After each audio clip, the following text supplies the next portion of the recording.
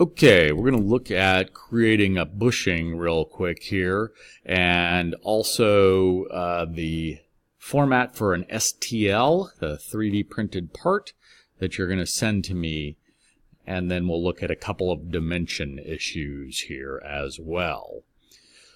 So, when you're creating a new part here for your bushings, the bushings are the same basic shape for both of what you're going to send to me, both for the follower and for the axle.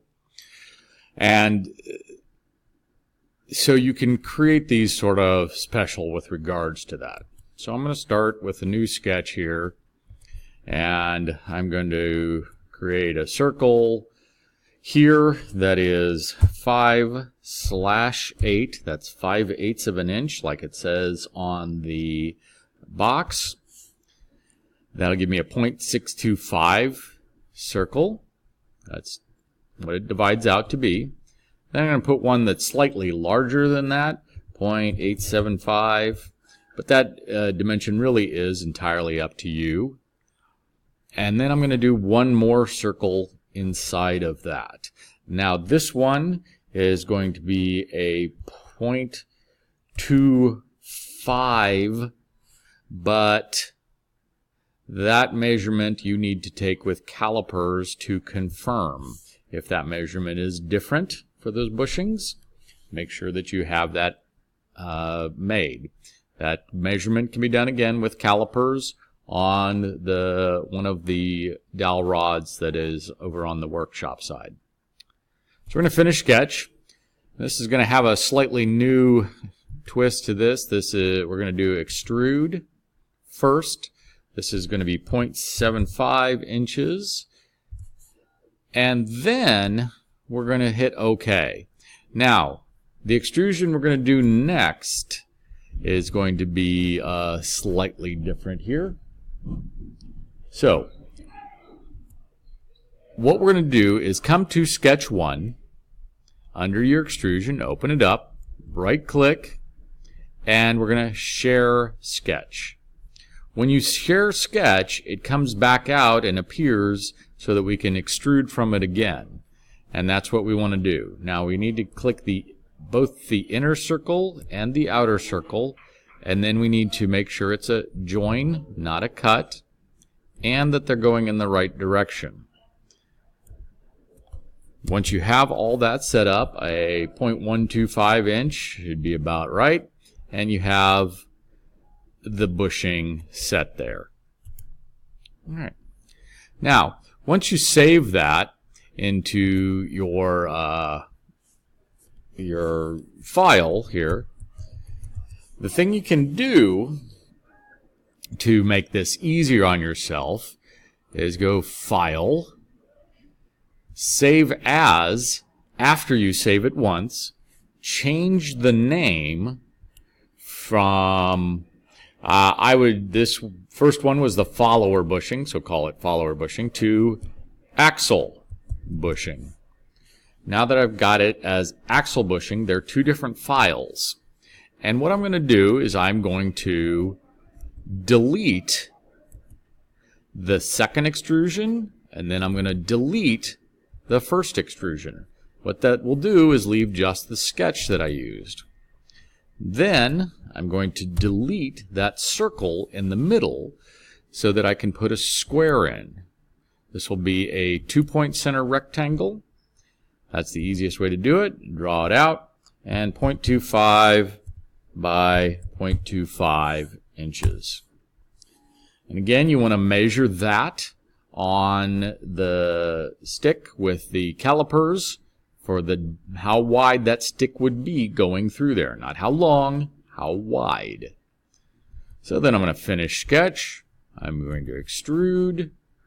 I'm going to choose the middle like I did before. Again, 0.75 inches. Then I'm going to share the sketch again.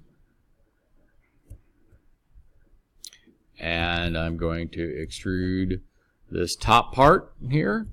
It's going to be joined. And I need to make sure that I select both parts of it from my profile. Oops. There we go. And set the extrusion to 0.125.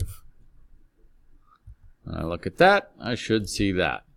If on either one of these, seeing all the dimensions and the sketches is throwing you off, you can always come over here to Sketch, do a right click, and go to Visibility, and check it off. Then we're back to the others. All right. Now, these are what you're going to need to make for me, is those two bushings. And then I'm going to need your cam. So whatever cam you make, I want you to give me a specific measurement that will fit slightly better for putting together the whole model with your axle and your bushings and everything else. So on your cam, whatever it might be, this will just be an example one. The hole that we want to do, that square hole, I want you to make it 0.29 by 0.29. This is not the exact measurement you will get off of the axles, so make sure you still do that. This allows for some problems with the printer, just in the way 3D models work.